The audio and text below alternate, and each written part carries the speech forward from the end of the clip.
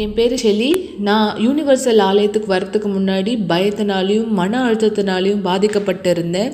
எனக்கு அதிகமான பயம் இருந்தது, எனக்கு அதிகமான மன அழுத்தம் இருந்தது.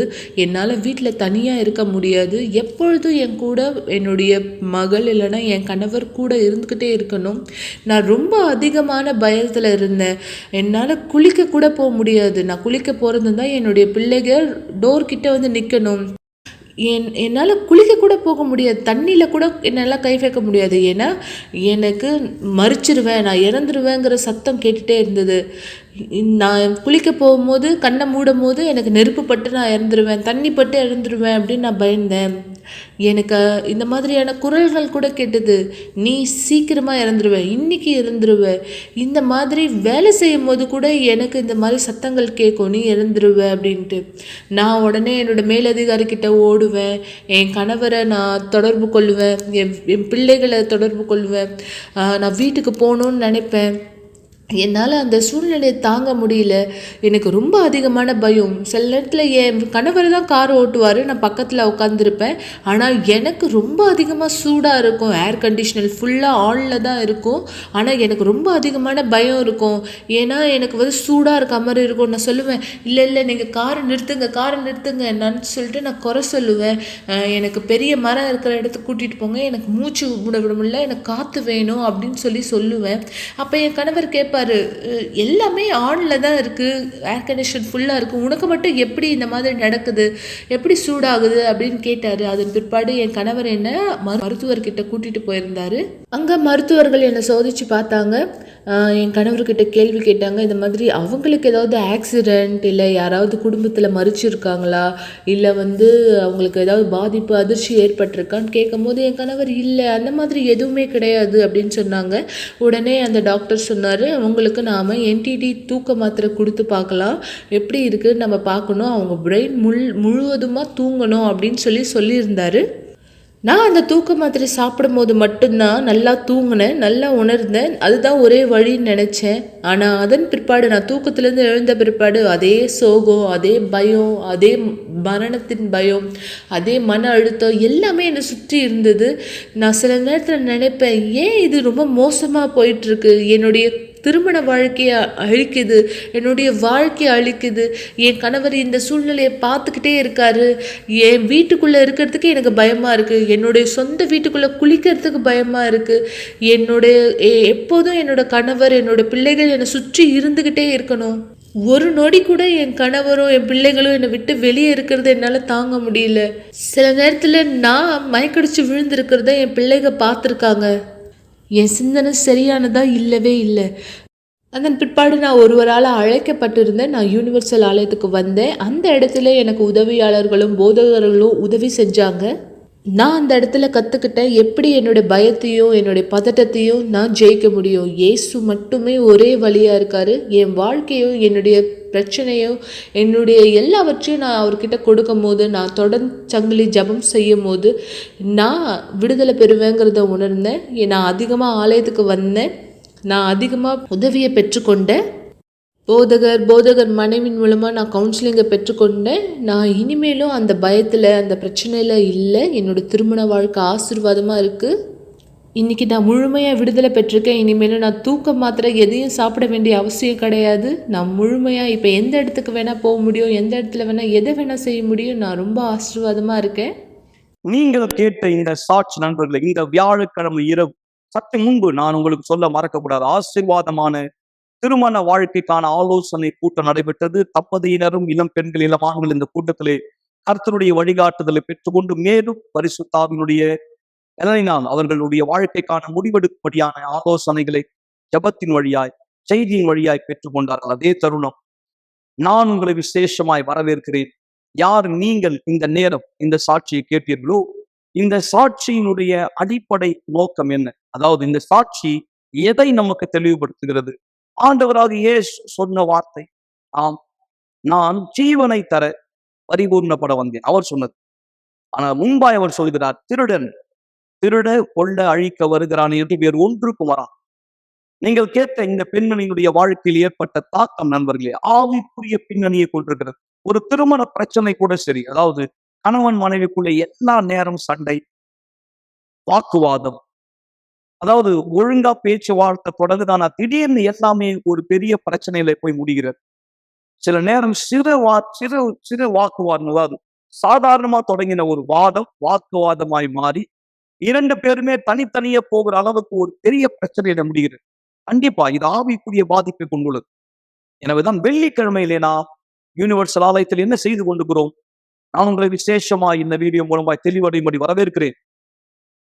வெள்ளிக்கிழமை நாளை நீங்கள் விசேஷமா இரவு 7 மணி எங்களோடு இணையும் போது நீங்கள் பெறப்போகிற இந்த ஜெபம், இதன் அடிப்படையிலே இதை குறித்த ஒரு சிறு வீடியோ நீங்க பார்க்கும்படி விரும்புகிறேன். நீங்களும் ஆவிக்குரிய பாதிப்புக்கு பாதிக்கப்பட்டவரா இருந்தால் கண்டிப்பாய் நீங்கள் விடுவிக்கப்பட முடியும். இந்த வீடியோவை கூர்ந்து கவனி. நாம் இந்த நிகழ்ச்சியில் உங்களோடு பேசினோம். நண்பர்களே, இன்றைக்கு நான் இந்த நேரம் பீடத்தில் இருக்கிறேன். நம்முடைய தலைமை சபை மவுண்ட் ரோடு யூனிவர்சல் ஆலயத்தினுடைய பீடத்தின் மேல் நான் இங்கே நின்று கொண்டிருக்கிறேன். நீங்க யார் 10 அடையாளங்களை சற்று முன்பு வீடியோவில் பார்த்தீர்கள், ஆவிக்குரிய 10 அடையாளங்கள். கண்டிப்பாய் இந்த அடையாளங்கள் உங்கள் வாழ்க்கையிலே ஒரு கெட்டது இருள் வேலை செய்கிறது என்பதனுடைய தெளிவான அடையாளமா இருக்குது. நண்பர்களே, நம்முடைய சரீரம் இயற்கையிலேயே நமக்குள் இருக்கிற பாதிப்பை வெளிப்படுத்தக்கூடிய தன்மை உள்ளதாய் தேவன் அதை உருவாக்கி இருக்கிறார். எவ்வளவு ஒரு ஆச்சரியமான விஷயம். சரீரம் உண்மையிலேயே நமக்குள்ள ஏதாவது ஒரு பாதிப்பு ஏற்படும் போது, நான் இப்போது உடல் ரீதியா பேசுறேன். உதாரணமா, யாரு நீங்க அஜீரண கோளாறால பாதிக்கப்படுறீங்களோ, நீங்க உணவு உட்கொள்ளும் போது கண்டிப்பா உங்களால அந்த வித்தியாசத்தை உணர முடியும். யாருக்கு ஜீரண பிரச்சனையோ, உணவை உட்கொண்ட பிற்பாடு நீங்க அந்த பாதிப்பை கண்டிப்பா உணர முடியும். அதனுடைய ஒரு வெளிப்பாட்டை நீங்க பார்க்கும்போது கண்டிப்பா அதற்கான நடவடிக்கை நீங்கள் நிச்சயமா எடுப்பீர்கள். செரிமானம் இல்லாத ஒருத்தர், உணவு செரிமானம் இல்லாத ஒருத்தர், அல்லது உணவு உட்கொண்ட பிற்பாடு தன்னுடைய வயிற்றுல எரிச்சலை உணர்கிற ஒருத்தர், இப்படியான சில அறிகுறிகள் சரீரம் வெளிப்படுத்தும் போது அதற்கு ஏற்றாற் போல நீங்கள் உணவு வகைகளை, உணவு உண்கிற விதத்தை, நேரத்தை மாற்றிக்கொள்வீர்கள். ஏன்னா இயற்கையிலேயே தேவன் தாமே சரீரம் அறிகுறிகளை வெளிப்படுத்தக்கூடிய தன்மையை உண்டு பண்ணியிருக்கிறார். கண்டிப்பாய் நீங்கள் அதை ஏற்றுக்கொள்ள முடியும் இல்லையா? இயற்கையாகவே நம் சரீரம் நமக்கு என்ன பாதிப்பு உடல் ரீதியா என்பதை வெளிப்படுத்துகிறது. ஆனால் அறிகுறிகள் மீது அனுசரணை இல்லாதவர், அறிகுறிகளை பற்றி அக்கறை கொள்ளாதவர், அந்த உணவு பழக்கத்தை மாற்றிக் கொள்ளாத போது, அந்த உணவு உண்கிற நேரத்துல கவனம் செலுத்தாத போது, தான் உண்கிற உணவுப் பொருட்களை என்னென்ன என்று யோசிக்காத தருணம் பெரிய விளைவுகளை, மிகப்பெரிய பாதிப்புகளை தன் உடம்புக்கு ஏற்படுத்திக் கொள்கிறார். உடல் உறுப்புகள் சேதமடைவது, நிரந்தர படுக்கை, இப்படியான பாதிப்புகள். அதே போல்தான் ஆவிக்குரிய விதத்திலும் ஆவிக்குரிய அடையாளங்கள் தென்படுகிறது. ஆவிக்குரிய விதத்திலே ஒருவர் பாதிக்கப்பட்டிருக்கிறார் என்பதை அவருக்கு உணர்த்தும்படி. ஒன்று, இந்த அடையாளத்தை நீங்கள் கண்டும் காணாமல் விட்டுவிடலாம். அல்லது இந்த அடையாளம் உங்களுக்கு தெரிந்து புரிந்து கொண்டு அதை மாற்றுவதற்கான முயற்சியிலே நீங்கள் செயல்பட்டால் நீங்கள் பார்ப்பீர்கள், கண்டிப்பாய் நீங்கள் வெளியே வர முடியும் இந்த ஆவிக்குரிய அடையாளங்களில் இருந்து. எனவே யார் நீங்கள் சற்று முன்பு பார்த்த 10 அடையாளங்களால் பாதிக்கப்பட்டாலும் சரி, அதனை தாண்டிய ஆவிக்குரிய அடையாளங்கள் உங்களுக்கு இருந்தாலும் சரி, இந்த வெள்ளிக்கிழமை நீங்கள் பார்ப்பதை போல அபிஷேகப்பட்டிருக்கிற இந்த பரிசுத்த வஸ்திரத்தை நாம் தொட வரப்போகிறோம். நான் உங்களை விசேஷமாய் வரவேற்கிறேன். காலை 8 மணி, 10 மணி, மதியம் 3 மணி, சிறப்பு கூட்டம் இரவு 7 மணி. இந்த பரிசுத்த வஸ்திரத்தை நீங்கள் தொடுவீர்கள். கர்த்தருடைய வல்லமை உங்களுடைய ஆவிக்குரிய வாழ்க்கையில் வெளிப்படும்படி, இருளின் கிரியைகளை அழிக்க, பிசாசின் கிரியைகளை அழிக்க மனுஷகுமாரன் வெளிப்பட்டார் என்று வசனம் சொல்கிறது. நண்பர்களே, இயேசு கிறிஸ்து தாமே இந்த கெட்ட கிரியையினுடைய வேலையை நிர்மூலமாக்க முடியும். அந்த சாட்சியை தான் நீங்கள் இப்போது கேட்கப் போகிறீர்கள். வெள்ளிக்கிழமை கூட்டங்கள், தொடர் சங்கிலி ஜெபம், ஆவிக்குரிய பாதிப்பிலிருந்து விடுதலை பெற. எனவே உங்கள் உடல், அதாவது உங்கள் ஆவிக்குரிய விதத்துல நீங்க அடையாளங்களை பார்த்தீர்களானால் அசட்டை செய்யாதிருங்கள். அல்லது காலப்போக்களை சரியா இன்னும் நினைக்காதீங்க. இயேசு கிறிஸ்துவுடைய வல்லமை மட்டுமே இந்த ஆவிக்குரிய பாதிப்பிலிருந்து உங்களை வெளியே கொண்டு வர முடியும். எனவே இந்த அடையாளங்களை பார்க்கிற நீங்கள் இதை அழிக்க, நீக்க தீர்மானம் எடுங்கள். எங்களோடு இணையும்படி நான் உங்களை விசேஷமாய் வரவேற்கிறேன். முற்றிலும் இலவசம். இந்த வருகிற வெள்ளிக்கிழமை நீங்கள் எங்கள் சிறப்பு விருந்தினர். நல்லது நண்பர்களே, இந்த வீடியோ மூலமாய் வெள்ளிக்கிழமையிலே நாம் என்ன செய்து கொண்டிருக்கிறோம் என்பதை பற்றி ஒரு தெளிவை நீங்கள் நிச்சயமாய் பெற்றிருப்பீர்கள். இன்றைக்கு அநேகருடைய மனசிலே காயங்கள் இருப்பதை நாம் பார்க்கிறோம். அதாவது காயம் என்று நான் சொல்லும்போது மன்னிக்க முடியாத எண்ணத்தினால் ஏற்பட்ட காயம், திருமண வாழ்க்கையில் ஏற்பட்ட அந்த ஏமாற்றத்தினால ஏற்பட்ட அந்த காயம், வலி, இது பலரை தற்கொலை எண்ணத்துக்கு கொண்டு செல்கிறது, தனிமை உணர்ச்சிக்கு கொண்டு செல்கிறது. அவங்க தன்னை தனியே ஒரு அறைக்குள்ள பூட்டிக் கொள்கிற ஒரு சூழ்நிலை. அதாவது எத்தனை தாய் தனிமை தாயாய், அதாவது கணவர் இல்லாமல் தன் பிள்ளைகளை வளர்க்கிற ஒரு சூழ்நிலை என்றால், திருமண வாழ்க்கையில ஏற்பட்ட பிளவினால், சில நேரம் சந்தேகத்தினால் அவருடைய திருமண வாழ்க்கை பாதிக்கப்பட்டிருக்கலாம். இது எல்லாமே ஆவிக்குரிய தாக்கத்தினுடைய அடையாளம். ஆனால் இந்த பிரச்சனைக்கு தீர்வு உண்டு என்பதுதான் இந்த நிகழ்ச்சியின் வழியாய் நான் உங்களுக்கு சொல்ல விரும்புகிறேன். நீங்க இந்த பிரச்சனையோடு கஷ்டப்பட வேண்டிய அவசியம் இல்லை மக்கள். நீங்க புரிந்து கொண்டால் கண்டிப்பாய் உங்கள் கவலை நிறுத்தப்பட முடியும். நான் உங்களுக்கு அதை சாட்சியின் ஆதாரமாய் சொல்ல முடியும். ஒவ்வொரு தடவை சாட்சி நீங்க கேட்கும்போது உங்களை அந்த சூழ்நிலையில வைத்து பாருங்கள். இந்த நபருக்கு ஆண்டவர் உதவ முடியுமா? ஏன் எனக்கு உதவ முடியாது? நீங்க எந்த நம்பிக்கையை சேர்ந்தவராக இருந்தாலும் உங்களுக்கு ஒரு ஆலோசனை வேண்டுமா? ஒரு ஜெபம் தேவையா? விசுவாசத்தின் ஜெபம். உங்களோடு நாங்க விசுவாசத்தை ஒன்றிணைக்க விரும்புறீங்களா? உடனே எங்களை தொலைபேசியிலே தொடர்பு கொள்ளுங்கள், அல்லது வாட்ஸ்அப்ல உங்களுடைய விண்ணப்பத்தை அனுப்புங்கள். தொடர்பு கொள்ள முடியாத பட்சத்துல கண்டிப்பாய் உங்களுக்கான ஆலோசனை ஜெபத்தை செய்ய நாங்கள் தயாரா இருக்கிறோம். இந்த அற்புதமான சாட்சியை கவனிங்கள். தொடர்ந்து நாம் இணைந்திருப்போம். இது உங்கள் கவலைப்படுவதை நிறுத்துங்கள் நிகழ்ச்சி. ஏறத்தாழ 16 வருஷமா என்னுடைய திருமண பிரச்சனையினால ஏற்பட்ட காயங்களினால நான் கஷ்டப்பட்டு கொண்டிருந்தேன். என்னுடைய கணவர் பல பெண்களோட தவறான உறவுல இருந்தாரு. நான் கர்ப்பம் தரிக்கிற வரைக்கும் இத குறித்து எனக்கு எந்த விஷயமும் தெரியாது. இதுக்கு நான் என்ன செய்யறதுன்னு கூட எனக்கு தெரியல. ஒரு நாள் ராத்திரி நான் தீர்மானிச்சேன், இனிமேலும் இந்த மாதிரியான ஒரு வாழ்க்கைய நான் வாழவே கூடாது.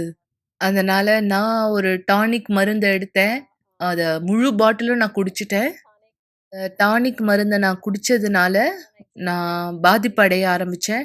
அதனால நான் ஒரு நாள் ஹாஸ்பிட்டல்ல அட்மிட் செய்யப்பட்டிருந்தேன். ஒரு நாள், ஒரு ராத்திரி. ஆனா, அந்த இடத்துல மன அழுத்தம் இன்னமும் இருந்தது. குழந்தைய பெற்றுக்கொள்ளும்போது கூட அதே விஷயம் தான். சூழ்நிலைகள் என் வாழ்க்கையில மோசமாயிட்டே இருந்தது. மோசம், மோசம் எல்லாத்துலயும் மோசமாயிட்டு இருந்தது. என்னுடைய வாழ்க்கை மிகவும் மோசமா போயிட்டு இருந்தது. என் கணவர் தொடர்பு வைத்துக் கொண்டிருந்த அந்த பெண்ண குறித்து நான் தெரிஞ்சு கொண்டேன்.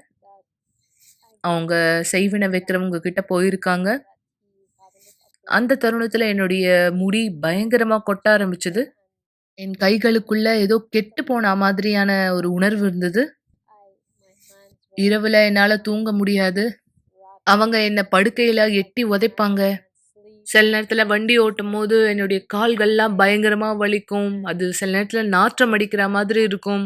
சில ஏன்னா என்னால ராத்திரியில சரியா தூங்கவே முடியாது. என் வீட்ல பிள்ளைய வச்சு பூட்டிட்டு நான் வெளிய போய் என் கணவர ஒரு நாள் முழுதும், ராத்திரி முழுவதும் தேடுவேன். அவர் பகல் ஆவுற வரைக்கும் வீட்டுக்கு வரமாட்டாரு. அதனால நான் தூங்கவே மாட்டேன். சாப்பிட மாட்டேன். எதுலயுமே நான் சரியா பார்த்துக் கொள்ளல. ஒரு நாள் நான் வீட்ல இருந்தேன். அந்த நாள் யூனிவர்சலோட டிவி புரோகிராம நான் பார்த்தேன். மேலும் நான் அதுல கேட்டிருந்தேன், மன அழுத்தம், வேற என்ன பிரச்சனையா இருந்தாலும் உங்களுக்கு உதவி செய்ய முடியும்னு அங்க சொல்லிட்டு இருந்தாங்க. அவங்க ஒரு கிளாஸ்ல தண்ணி எடுத்து வச்சுக்கோங்கன்னு சொன்னாங்க. நான் அங்க தண்ணி வச்சேன். அதன் பிற்பாடு நான் அந்த தண்ணிய குடித்த பிற்பாடு நான் வித்தியாசத்த பார்த்தேன் எனக்குள்ள. இதுதான் என்னுடைய கவனத்த ஈர்த்தது. நான் ஆலயத்துக்கு வரணும்னு. ஏன்னா நான் நல்ல விதமா உணர ஆரம்பிச்சேன். ஒவ்வொரு நாளும் பலவிதமான உணர்வுகள கடந்து போயிட்டு இருந்த எனக்கு இது வித்தியாசமா இருந்தது. நான் அதனால ஆலயத்துக்கு வரணும்னு தீர்மானிச்சேன். அதன் பிற்பாடு நான் ஒரு பொழுதும் பின்வாங்கல. நான் தொடர் சங்கிலி ஜெபத்துல கலந்து கொண்டேன். ஒரே நாள் ராத்திரியில நான் மன அழுத்தத்திலிருந்து விடுதலை ஆகல. நான் ஒவ்வொரு நாளும் தொடர் சங்கிலி ஜெபம் செய்ய ஆரம்பிச்சேன். புதன்கிழமை, ஞாயிற்றுக்கிழமை, வியாழக்கிழமை தெரப்பி ஆஃப் லவ்லலாம் கலந்து கொண்டேன். சில மக்கள் என்கிட்ட சொன்னாங்க, "நீ ஆலயத்துக்கு வர்றதுனால உன் நேரத்த தான் வீணடிக்கிற." ஆனா நான் எத பத்தியும் கவலைப்படல. நான் ஆலயத்துக்கு வந்தேன், வந்துட்டுருந்தேன், தொடர்ந்து வந்துட்டுருந்தேன். ஏன்னா இந்த சந்தோஷம் என்னை விட்டு போகவே கூடாது. என் வாழ்க்கையில நிரந்தரமா இருக்கணும்னு நான் தீர்மானிச்சிருந்தேன். அந்த தருணத்துல தானியேல் உபவாசமானது வந்தது. அந்த நாள் துவங்கி இந்த நாள் வரைக்கும் நான் சந்தோஷமா உணர்றேன். இனிமேலும் நான் மன அழுத்தத்துக்குரியவளா இல்ல. தற்கொலை செஞ்சு கொள்ள விரும்பல. இப்போ நான் சந்தோஷமா இருக்கேன். என்னுடைய பிள்ளைகள நான் பார்த்துக்கொள்றேன். இன்னைக்கு எனக்குள்ளாக முற்காலத்துல ஏற்பட்ட காயத்திலிருந்து நான் குணமாக்குதலை பெற்றுக்கொண்டேன். இனிமேலும் எனக்கு தற்கொலை எண்ணமானது இல்ல. நான் வித்தியாசமான நபரா இருக்கேன். நான் சந்தோஷமா இருக்கேன். பிரச்சனை தொடர்ந்து வந்துட்டு தான் இருக்கும். ஆனா நாம தேவனை அறிஞ்சவங்களா இருக்கோம். பரிசுத்த ஆவியின் அபிஷேகத்தை பெற்றவங்களா இருக்கோம்னா, நாம எல்லாவற்றையும் ஜெயிக்கக்கூடியவங்களா இருப்போம். என் குடும்பம் ஆசீர்வாதமா இருக்கு. நான் 23 வயதுல கர்ப்பம் தரித்து பெண் பிள்ளைய பெற்றேன்ல. இன்னைக்கு அவ நல்ல படிப்பு படிச்சிருக்கா. 10 சப்ஜெக்ட்ல நல்ல மதிப்பெண் வாங்கியிருக்காங்க. அவங்களுக்கு கவர்மெண்ட் ஸ்காலர்ஷிப் மூலமா டாக்சஸ் யூனிவர்சிட்டில படிக்கிறதுக்கு வாய்ப்பு கிடைச்சிருக்கு. நானும் என்னுடைய 2 மகளும் ஆசீர்வாதமா சந்தோஷமா இருக்கோம். இனிமேலும் எனக்கு மன அழுத்தம் இல்ல. நீங்க யார் என்னுடைய சாட்சிய கேட்டுட்டு இருக்கீங்களோ, நான் உங்களுக்கு அறிவுரை சொல்ல விரும்புறேன். ஆலயத்துக்கு வாங்க. உங்களுக்கான உதவி இங்க இருக்கு. நீங்க மன அழுத்தத்துல இருந்து விடுதலை பெறலாம். நீங்க உங்கள மறிச்சுக்கிறதுக்கு எந்த முயற்சியும் எடுத்துக்க வேண்டாம். தற்கொலை செஞ்சு கொள்ள வேண்டாம். இது எதையுமே நீங்க செய்ய வேண்டாம். உங்கள விடுதலையாக்கக்கூடிய தேவன் ஒருத்தர் இருக்காரு. நீங்க அவரை தெரிஞ்சுக்கும் பொழுது நீங்க விடுதலையாக்கப்படுவீங்க. இந்த சாட்சியை கவனித்து உங்களுக்கு நான் முன்வைக்க விரும்புவது, இந்த சாட்சியினுடைய அடிப்படை நண்பர் பரிசுத்த ஆவியினுடைய வல்லமையே அல்லாமல் வேறு இல்லை. பரிசுத்த ஆவியினுடைய வல்லமைதான் இன்றும் கிரியை செய்கிறது. எனவேதான் ஆண்டவராகிய இயேசு சொன்னார், நான் போவது நலமாயிருக்கும், நான் போவேனேயாகில் அவரை உங்களிடத்துக்கு அனுப்புவேன். இயேசு கிறிஸ்துவனுடைய சிலுவை மரணம் விசேஷமாய் பரிசுத்த ஆவியினுடைய பொழிந்தருளப்படுத்தல் பூமியிலே நடைபெறும்படியாக தான். எங்கே நடைபெற்றது? எப்போது நடைபெற்றது? முதலாவது அந்த அனுபவத்தை பெற்றது யார்? எந்த இடத்திலே? இதோ இந்த வீடியோ பாருங்கள். நீங்கள் இதை குறித்த ஒரு புரிந்து கொள்ளுதலை பெற்றுக் கொள்ளும்படி. மார்ச் 11 முதல் மார்ச் 31 வரை உள்ள இந்த தானியேல் உபவாசத்தினுடைய அடிப்படை விஷயம் என்ன? இதான் நான் உங்களோட இந்த வீடியோவை பகிர்ந்து கொள்ள விரும்புகிறேன். யார் நீங்க என்னை பார்த்து கொண்டிருக்கிறீர்களோ, இந்த சம்பவம் முதலாவது நடைபெற்றது எங்கே? சரித்திரத்திலே அப்போஸ்தலர் 1ஆம் அதிகாரத்தை பார்க்கும்போது இங்க வசனம் சொல்லுகிறது, அவர்கள் ஒருமனப்பட்டு, அதாவது எல்லோருமே இயேசு கிறிஸ்துவானவருடைய வார்த்தையை கேட்டுக்கொண்ட சமயம் சீஷர் எல்லாரும் கூடி வந்திருக்கும் போது இயேசு அவர்களை நோக்கி சொன்னார், யோவான் ஜலத்தினாலே ஞானஸ்தானம் கொடுத்தான், நீங்கள் சில நாளுக்குள்ளே பரிசுத்த ஆவியினாலே ஞானஸ்தானம் பெறுவீர்கள். ஆகையால் நீங்கள் எருசலேமை விட்டு போகாமல் என்னிடத்தில் கேள்விப்பட்ட பிதாவின் வாக்கு தத்தம் நிறைவேற காத்திருங்கள் என்று கட்டளையிட்டார். எருசலேம் என்பது ஆவிக்குரிய விதத்திலே சபையை அடையாளப்படுத்துகிறது. இன்னைக்கு அநேக மக்கள் சபையில கூட்டங்களுக்கு வருவதை தவறு விடுவது, ஜபங்கள்ல கவனம் சிதைவடைவதை, விசுவாசத்தில பின்வாங்குவதை, விடாமுயற்சியில சோர்ந்து போவதை பார்க்கிறோம். காரணம் என்ன தெரியுமா? இவ்வுலகத்தினுடைய பிரச்சனைகள், உலகத்தினுடைய தாக்கம் அவர்களை சோர்ந்து போக செய்கிறது. ஆனால் ஆண்டவர் சொன்னார், போகாதிருங்கள் எருசலேமை விட்டு. அதாவது விசுவாசத்திலே பின்வாங்க வேண்டாம், ஐக்கியத்தை நிறுத்த வேண்டாம். காரணம் என்ன? பரிசுத்த ஆவி உங்களுக்குள் வரும்போது நண்பர்களே, நீங்கள் பலன் அடைவீர்கள். உங்களுடைய வாழ்க்கை பிரச்சனைகளை ஜெயிக்க கண்டிப்பாய் இந்த பலன் தான் உங்களுக்கு தேவையான ஒன்று. உங்களுடைய ஒவ்வொரு நாள் போராட்டங்களை மீண்டு வர விசுவாசத்தை காத்துக்கொள்ள நீங்கள் எனக்கு பின்னே பார்க்கிற இந்த இடம் மிக சரியாய் சீஷர்கள் ஒன்று கூடின இடம். இங்கே அப்படியாய் சொல்லப்பட்டிருக்கிறது. இந்த 500 பேருக்கு ஆண்டவராக இயேசு இந்த வார்த்தை சொன்னார். ஆனால் 120 பேர் தான் அந்த குறிப்பிட்ட நாளிலே ஒருமனப்பட்டு ஒரு இடத்திலே கூடி வந்தார்கள். இங்கே பார்க்கும்போது 2ஆம் அதிகாரம் அப்போஸ்தலர் பெந்தெகோஸ்தே என்னும் நாள் வந்தபோது அவர்கள் எல்லாரும் 120 பேர் ஒருமனப்பட்ட ஒரு இடத்திலே கூடி வந்திருந்தார். அந்த இடம்தான் நீங்கள் பார்க்கிற இந்த மேல் வீட்டறை. இந்த இடத்துல 120 பேர் ஒன்று கூடினார். எதை நம்பி? ஆண்டவராக இயேசு கிறிஸ்து கொடுத்த வாக்கு தத்தம், நீங்கள் பரிசுத்த ஆவியினால் ஞானஸ்தானம் பெறுவீர்கள். நண்பர்களே, நீங்க பல காரியங்களை தேடுறீங்க, பல காரியத்துக்காய் கவலைப்பட்டு கலங்குகிறீர்கள். ஆனால் ரகசியம் என்ன தெரியுமா? பரிசுத்த ஆவியினிடத்திலே வரும்போது அப்போஸ்தலர் 1ஆம் அதிகாரம் 8ஆம் வசனம் சொல்கிறது, நீங்கள் பலன் அடையும். பலன் தான் உங்களுக்கு தேவை. அதற்காக தான் 21 நாள் தானியேல் உபவாசம். இதை குறித்த விளக்கம், இதை குறித்த விவரம் தேவை. நீங்கள் உபவாசத்தை இணைய விரும்பினால் உடனே எங்களை தொடர்பு கொள்ளுங்கள். நேரடியாய் நீங்கள் ஆலயத்துக்கு வரலாம். இந்த ஞாயிற்றுக்கிழமை விசேஷமாய் 17ஆம் தேதி காலை 9:30 மணி எங்கள் சிறப்பு விருந்தினர். நான் அவ்வளவு நேரம் காத்திருக்க முடியாது, எனக்கு உடனடியாய் விளக்கம் தேவை. உடனே தொடர்பு கொள்ளுங்கள். இதை குறித்த விளக்கத்தை பெற்றுக்கொள்ளும்படியாய் இந்த உபவாசத்திலே நீங்கள் இயேசு கிறிஸ்துவானவர் தாமே வாக்களித்த பரிசுத்த ஆவியின் பொழிந்தருதலை பெற்றுக்கொள்வீர்கள். தேவனுடைய வல்லமை, பலன் உங்களுக்குள் வருவதை நீங்கள் பார்ப்பீர்கள். அவர் நாம மகிமைக்காக.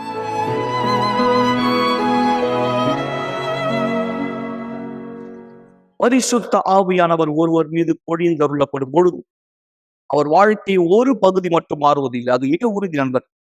ஒரு பகுதி மட்டுமல்ல, அவர் வாழ்க்கையின் ஒவ்வொரு பகுதியும் மாற்றப்பட ஆரம்பிக்கும். அதுதான் விசேஷம். அதுதான் நான் சற்று முன்பு உங்களுக்கு சொன்னேன். இயேசு கிறிஸ்து தாப்பை சொன்ன வார்த்தை, நான் ஜீவனை தரவும் பரிசுத்தாவும் பரிபூரணப்படவும் வந்தேன். வாழ்க்கையினுடைய முழுமை, அற்புதமான விஷயம் இல்லையா? வாழ்க்கையினுடைய முழுமை, வாழ்க்கையின் எல்லா பகுதியிலேயும் நீங்கள் ஆசீர்வதிக்கப்பட முடியும். ஒரு குறிப்பிட்ட பகுதி மாத்திரமல்ல. ஏன் நீங்க ஒரு குறிப்பிட்ட விஷயத்துக்காக கவலைப்பட்டு கலங்கி கொண்டிருக்கிறீர்கள்? ஒரு குறிப்பிட்ட விஷயத்துக்கு, ஒருவேளை பண வாழ்க்கையா இருக்கலாம், சரீர ஆரோக்கியமா இருக்கலாம், படிப்பு விஷயமா இருக்கலாம், வியாபார விஷயமா இருக்கலாம், திருமண வாழ்க்கையின் விஷயமா இருக்கலாம், பிள்ளைங்களை பற்றியதா இருக்கலாம். ஒரு குறிப்பிட்ட பகுதி. ஆனால் நீங்கள் தேவனுடைய ஆவியை பெற முதலீடு செய்தால் அந்த ஒரு பகுதி மட்டுமல்ல, வாழ்க்கையின் எல்லா பகுதியிலேயும் நீங்கள் ஆசீர்வதிக்கப்பட முடியும். இந்த சாட்சி அதற்கு ஒரு ஆதாரம். இந்த சாட்சியினுடைய இறுதியிலே நாம் தேவனுடைய பிரசன்னத்தை உங்கள் மீது அறிக்கை செய்ய போகிறோம். உங்களுடைய வாட்டர் தண்ணீர், டம்ளர் தண்ணீர் ஆயத்தப்படுத்திக் கொள்ளுங்கள். ஜெபத்திலே என்னோடு இணையும்படியா. வணக்கம், என்னுடைய பேர் ஏரிகா. என்னுடைய வாழ்க்கை முன்னாடி அழிக்கப்பட்டதா இருந்தது. நான் வெறுமையை உணர்ந்தேன். நான் மன அழுத்தத்தோடு இருந்தேன். எனக்கு என் மேலேயே கொஞ்சம் கூட நம்பிக்கை இல்லை. என்னுடைய குடும்பம் முழுசாவே அழிக்கப்பட்டதா இருந்தது. என்னுடைய திருமண வாழ்க்கை கொஞ்சம் கொஞ்சமா என் கையை விட்டு போச்சு. இதனாலேயே நான் அதிக மன அழுத்தத்துக்கு உள்ளானேன். ஏன்னா என்னுடைய திருமண வாழ்க்கை என்னை விட்டு தூரமா போச்சு. நான் ரொம்பவே அழுத்தத்துக்கு உள்ளானேன். ஏன்னா என்னுடைய வாழ்க்கையில எந்த அர்த்தமும் இல்லாம போயிடுச்சு. நான் நினைச்சேன் இனிமேல் வாழ்க்கை என்னை பொறுத்தவரைக்கும் மதிப்பே இல்லைன்னு. முன்னாடி எதுக்கெல்லாம் நான் அதிக மதிப்பு கொடுத்தனோ இனிமேலும் என் வாழ்க்கையில அந்த விஷயத்துக்கு மதிப்பே இல்லாம போயிடுச்சு. இதுக்கு பிற்பாடே நான் என்னுடைய வேலையை இழந்துட்டேன். எனக்கு இருந்த வீடும் என் கையை விட்டு போயிடுச்சு. நான் எங்க அப்பா அம்மா கூடயே நான் வாழ போயிட்டேன். எனக்கு இருந்த எல்லாவற்றையுமே நான் இழந்து போயிட்டேன். விவாகரத்து செய்ய கூட நான் துணிஞ்சிட்டேன். வாழ்க்கையில எந்த பக்கம் திரும்புறதுன்னே எனக்கு தெரியாம போயிடுச்சு. அதுக்கு பிற்பாடு என்னை சுத்தி நிறைய நிழல்களை நான் பார்க்க ஆரம்பிச்சேன். இரவுல எனக்கு தூக்கம் வரல. கெட்ட கனவுகள் அதிகமா இருந்துச்சு. சூழ்நிலைகள் என்னை சுத்தி மோசமாயிட்டே இருந்தது. எனக்கு தெரியும் எனக்கு உதவி வேணும்னு. ஆனா யாருக்கிட்ட போய் கேட்கறது, எந்த இடத்துல போய் கேட்கறதுன்னு தான் எனக்கு தெரியல. அந்த நேரத்துல யூனிவர்சல் ஆலயத்திற்கு வருவதற்கான அழைப்பு எனக்கு கிடைச்சது. யூனிவர்சல் ஆலயத்துக்கு வந்த பிற்பாடுதான் என் வாழ்க்கையில முழுமையான வித்தியாசம் ஏற்பட்டது. ஆலயத்துக்கு நான் போன முதல் நாள்ல இருந்தே என் வாழ்க்கையில நிறைய வித்தியாசங்களை நான் பார்க்க ஆரம்பிச்சேன். இதுல முதல் அடையாளமா நான் சமாதானத்தை பெற்றுக்கொண்டேன். ரொம்ப வருஷமா எனக்கு இல்லாத ஒரு சமாதானத்தை நான் பெற்றுக்கொண்டேன். எனக்கு நல்ல ஞாபகம் இருக்கு. அந்த நாள் இரவுல நான் நல்லா தூங்கினேன். அப்ப நான் புரிஞ்சுக்கிட்டேன், இவ்வளவு நாளா நான் என்ன உதவிக்காக தேடிட்டு இருந்தனோ இந்த உதவியை யூனிவர்சல் ஆலயத்தினால என்னால கொடுக்க முடியும்னு நினைச்சேன். நான் அதுக்கு பிற்பாடு விசுவாசத்தை பயன்படுத்தி தொடர் சங்கிலி ஜெபத்தை நான் செய்தேன். அதுல பெரிய வித்தியாசங்களை என் வாழ்க்கையில நான் பார்த்தேன். அதுக்கு பிற்பாடு இரவுல நல்லா நான் தூங்கினேன். எனக்கு கெட்ட கனவுகள் குறைய ஆரம்பிச்சது. நான் நிழல்களையோ இல்ல குரல்களையோ கேட்கறது என்னை விட்டு தூரமா போச்சு. நான் முன்னாடி சொன்னது போல விவாகரத்து செய்யணும்னு நினைச்சேன். ஆனா தேவனுக்கு மகிமை, தேவன் என்னுடைய திருமணத்தை ஆசீர்வதித்தார். நான் விவாகரத்தை செஞ்சுக்கல. எனக்குள்ளாக வித்தியாசம் ஏற்பட்டதுனால என்னுடைய கணவரோட மீண்டும் சேர்ந்து வாழ்ற வாய்ப்பு எனக்கு கிடைச்சது. என்னுடைய குடும்பத்தார் இன்னைக்கு ஆசீர்வாதமா இருக்காங்க. இன்னைக்கு நாங்க எங்களுடைய சொந்த வியாபாரத்தை செஞ்சுட்டு இருக்கோம். என்னுடைய ஆவிக்குரிய வாழ்க்கை மீண்டுமாக கட்டப்பட்டிருக்கு. என்னுடைய குடும்பத்தார தேவன் மீட்டு கொடுத்திருக்கிறார். என்னுடைய திருமண வாழ்க்கை இப்ப ஆரோக்கியமா இருக்கு. என்னுடைய பிள்ளைகள் ஆசீர்வாதமா இருக்காங்க. இது எல்லாமே என்னை சுத்தி இருந்தும் ஏதோ ஒரு விஷயம் எனக்குள்ளாக தவற விடப்பட்டது. நான் முழுமை அடையல. ஆனா ஆலயத்துல ஒரு போதகர் ஒரு கூட்டத்துல பரிசுத்த ஆவியானவர் குறித்து பேசிட்டு இருந்தா. அப்ப நான் எனக்குள்ளேயே சொல்லிக்கிட்டேன், பரிசுத்த ஆவியானவர் யாரு, அவர் எப்படி வருவார் அப்படின்றத நான் தெரிஞ்சுக்கணும்னு நான் முயற்சி செஞ்சேன். அப்ப நான் இதை பத்தி தெரிஞ்சுக்க முயற்சி பண்ணேன். ஆலயத்துல போதகர் பரிசுத்த ஆவியை பெற்றுக்கொள்ள என்னென்ன பண்ணணும், என்னென்ன ஆலோசனை கொடுத்தாரோ எல்லாத்தையுமே நான் தொடர்ந்து செய்ய ஆரம்பிச்சேன். அதுக்கு பிற்பாடு என்னுடைய முழு வாழ்க்கையை நான் இயேசுவின் இடத்துல, தேவனிடத்துல அர்ப்பணித்தேன். சில தவறான விஷயங்கள் என்கிட்ட இருந்தது. எனக்கு தெரியும் அது தவறு அப்படின்னு. அதுதான் தேவனுடைய ஆவியை நான் பெற்றுக்கொள்ளாதபடிக்கு என்னை பின்பாக இழுத்தது. அது எல்லாத்தையுமே நான் கைவிட்டேன். அதுக்கு பிற்பாடு நான் வேதாகமத்தை படிக்க ஆரம்பிச்சேன்,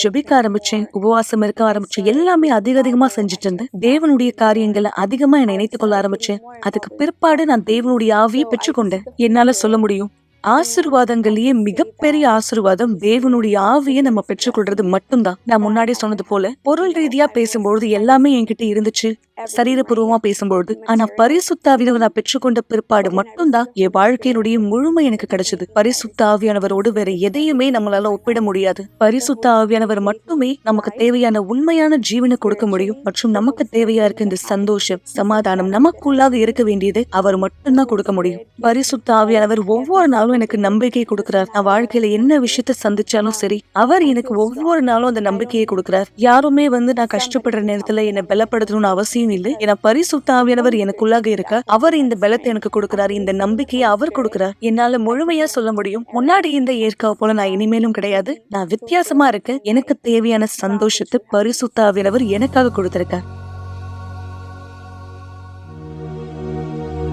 ஒரு கிளாஸ் தண்ணீரை ஆயத்தப்படுத்திக் கொள்ளுங்கள் அல்லது தொலைக்காட்சிக்கு அருகாமையிலே வாருங்கள். இந்த நேரம் உங்களுக்கான ஒரு சிறப்பு ஜெபத்தை நாம் செய்ய போகிறோம். சர்வ வல்லமையான தேவனே, இந்த அதி அற்புதமான சாட்சிகளுக்காக நான் முதலாவது நன்றி செலுத்துகிறேன். இன்றும் தன் உள்ளத்திலே தனிமை உணர்வை, கசப்புணர்வை, கைவிடப்பட்ட அந்த விரக்தியான எண்ணத்தை, தான் தனியை வாழ்க்கையிலே போராடி கொண்டிருப்பதாய் நினைத்து கொண்டிருக்கிற அல்லது அப்படிப்பட்ட நிலைமையிலே தன்னை பார்த்து கொண்டிருக்கிற இந்த பெண், இந்த ஆண், ஒரு குறிப்பிட்ட விஷயத்துக்காய் மயந்து கொண்டிருக்கிற இந்த மாணவ மாணவிகள், பெற்றோர்கள், திருமண வாழ்க்கையினுடைய துன்பத்திலே சிக்கி தவித்துக் கொண்டிருக்கிற இந்த தம்பதியினர், இந்த விதவை, இந்த தனிமை தாய், இந்த தனிமை கணவர், ஒவ்வொருவரையும் நான் இந்த ஜபத்திலே உம்மிடத்திலே பிரசவத்திலே கொண்டு வருகிறேன். தேவன், உம் ஆவியினுடைய வல்லமை அளவிடப்பட முடியாத வாழ்க்கையின் ஒரு குறிப்பிட்ட பகுதி மாத்திரமல்ல, வாழ்க்கையின் எல்லா பகுதியை என் மாற்றமடைய செய்கிறேன். எனவேதான் ஆண்டவராக இயேசுவை நீர் சொன்னீர், நான் போவது நலமா இருக்கும், நான் போவேனேயாகில் அவரை உங்களிடத்துக்கு அனுப்புவேன். தேற்றதவான சக்தியாக தண்ணீரை பருகுகிறவர்களுடைய தாகம் தணிக்கப்படுவதைப் போல அவர்கள் ஆத்மாவினும் உள்ள அந்த தாகத்தை தனி, வலிகளை நீக்கி, காயங்களை ஆற்றி, கட்டுண்டவர்களை விடுவி. ஒவ்வொரு குடும்பத்துக்குள்ளும் உன் சமாதானம் வரட்டும். எல்லா சாபங்களுடைய ஜபத்தை கேட்கிற ஒவ்வொருத்தர் மீது, குடும்பத்தின் மீது நான் உன் சமாதானத்தை அறிக்கை செய்கிறேன், விடுதலையை அறிக்கை செய்கிறேன். தம்பதியை, பிள்ளைகளை, இந்த குடும்பத்தை ஆசீர்வதிக்கிறேன் ஆண்டவராக இயேசுவின் பெயராலே. ஆமென். ஆசீர்வாதமான தண்ணீரை குடியுங்கள். நண்பர்களே, சமாதானமான இரவா இருக்கட்டும். நாளை மீண்டும் வல்லமையான சாட்சியோடு உங்களை சந்திக்கும் வரை தேவன் அனைவரை ஆசீர்வதிப்பாராக. சென்று வாருங்கள். ஒரு நாள் நீங்க கடைசியா இந்த உலகத்துல எழுந்துப்பீங்க. அந்த நாள் கடைசியான நாளா இருக்கும்.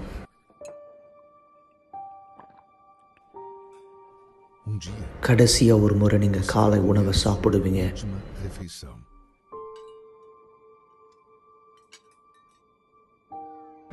ஒரு நாள் உங்க குடும்பத்தினுடைய முகத்தை கடைசியா நீங்க பார்ப்பீங்க.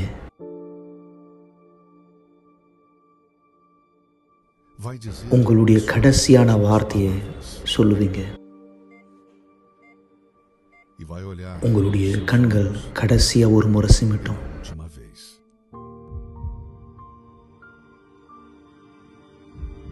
உங்க இருதய துடிப்பு கடைசியா ஒரு முறை துடிக்கும்.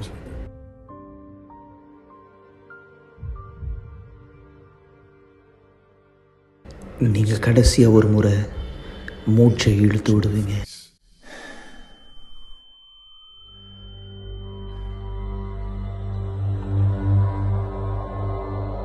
அந்த நேரம் உங்களுடைய ஆவிக்குரிய கண்களை திறக்கப்படும்.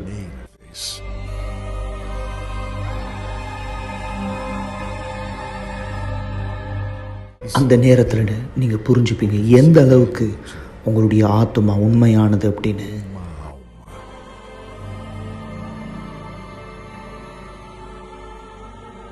அந்த நாள் இந்த பூமியில நடந்தது எல்லாமே உங்களுடைய ஆத்மாவை காப்பாற்ற மட்டும் நீங்க புரிஞ்சுப்பீங்க.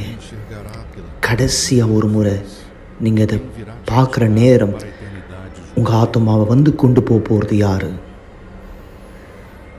அந்த நேரம் நீங்க யார்கிட்ட உங்க நேரத்தை கொடுத்தீங்களோ, யார்கிட்ட உங்க நாளை கொடுத்தீங்களோ, யார்கிட்ட உங்க விருப்பத்தை செஞ்சீங்களோ, யாரை நீங்கள் வணங்குனீங்களோ இந்த வாழ்க்கையில் இது உங்களை பதட்டப்படுத்துதா இல்லை இது உங்களை உறுதிப்படுத்துதா? உங்கள் கடைசி நாள் இந்த பூமியில் உங்களுடைய முதல் நாள் அமைய போது பரலோகத்தில் தேவனோடு சந்தோஷமா அல்லது நித்திய கால மரணம் நரகத்தில்?